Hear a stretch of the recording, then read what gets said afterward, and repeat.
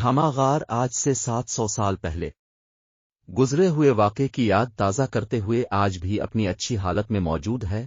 یہ غار پنجاب کے ضلع اٹک کی تحصیل پنڈی گیب کے ایک گاؤں دیبولا کے جنگل میں واقع ہے۔ یہ گاؤں گزری ہوئی تاریخ کے اہم باب میں سے ایک ہے۔ کئی سال پہلے ان جنگلات کو خانہ بدوش قبائل نے اپنی رہائش کے لیے بھی استعمال کیا، تاہم وقت گزرنے کے ساتھ ساتھ وہ ان جنگلات سے نقل مکانی کر گئے۔ ویسے تو اس گاؤں کی تاریخ میں ایسے بہت سے واقعات شامل ہیں، لیکن دھاما غار اپنے اندر ایک انوکھی داستان لیے ہوئے ہے۔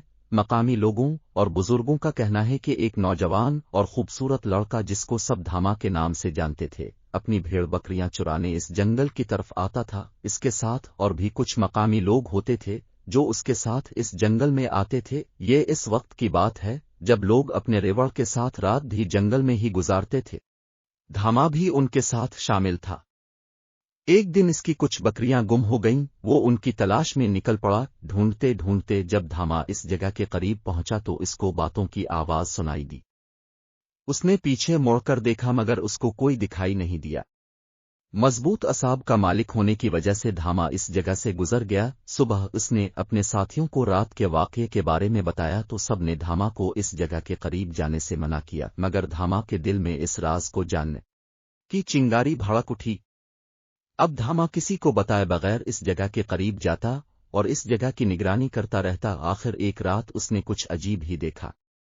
اچانک غار میں سے روشنی نمودار ہوئی اور دیکھتے ہی دیکھتے غار میں سے دو خوبصورت پریاں نکل کر باہر آ گئیں اور باہر گھومنے لگیں۔ دھاما یہ سب دیکھ کر حیران تھا کہ اس جنگل میں پریاں کہاں سے آ گئیں۔ ابھی اسی سوچ میں گم تھا کہ اچانک دونوں پریاں اس کے سامنے آ دھاما کو اس کی بالکل بھی سمجھ نہیں آ رہی تھی۔ تب ہی ان میں ایک پری نے کہا کہ ہم کو کاف کی شہزادیاں ہیں، ہم اس دنیا میں گھومنے آتی ہیں، ہم کافی دنوں سے تمہیں دیکھ رہی ہیں کہ تم ہماری نگرانی کر رہے ہو، اس لیے ہم آج باہر آ گئیں۔ یہ سب سن کر دھاما کو کچھ سمجھ نہیں آیا۔ جیسے ہی پریاں واپس غار میں جانے لگے دھاما نے جلد بازی میں آ کر پریوں کے ساتھ جانے کی خواہش ظاہر کی، جس پر پریوں نے اسے بتایا کہ ہمارے ساتھ جانے کے بعد تم اپنی دنیا میں واپس نہیں لوٹ سکتے، جس پر دھاما نے رضامندی کا اظہار کیا اور ان کے ساتھ غار کی طرف چل پڑا۔ ادھر دھاما کے گھر والے اس کو ڈھونڈتے ہوئے جنگل کی طرف نکل پڑے۔ دھاما اب اپنے بڑے بھائی کے ساتھ رہتا تھا۔ اس کے ساتھیوں نے اس کے بھائی کو بتایا کہ دھاما کو اکثر اس غار کی طرف جاتا دیکھا گیا۔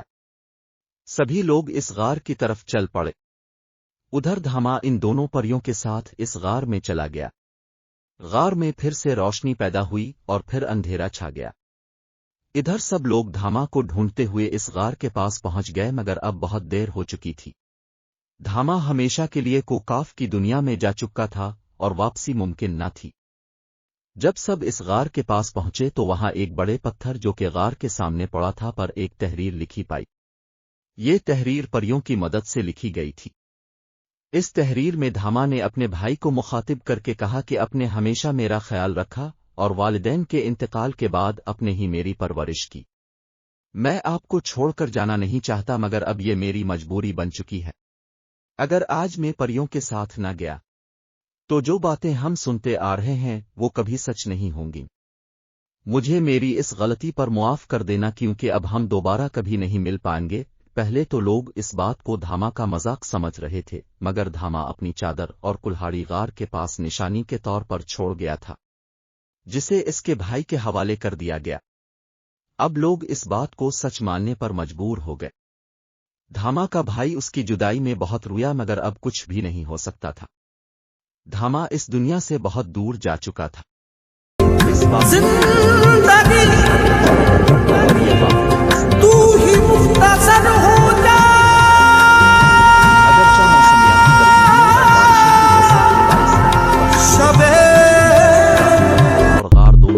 اپنی اچھی حالت میں موجود ہے۔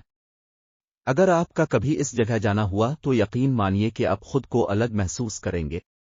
لوگ دن کے وقت ہی اس جگہ کی طرف جاتے ہیں اور سورج غروب ہونے سے پہلے ہی واپس آ جاتے ہیں، کیونکہ سورج ڈوبنے کے بعد اس جنگل میں کوئی نہیں جا سکتا۔ اس گاؤں کے مقامی لوگوں کا کہنا ہے کہ آج بھی رات کے وقت اس جنگل میں سے روشنی پیدا ہوتی ہے اور کچھ عجیب سی آوازیں آتی ہیں۔ اس لیے کوئی رات کو اس طرف نہیں جاتا۔ اس وقت سے یہ غار دھماغار کے نام سے مشہور ہے۔ اختتام۔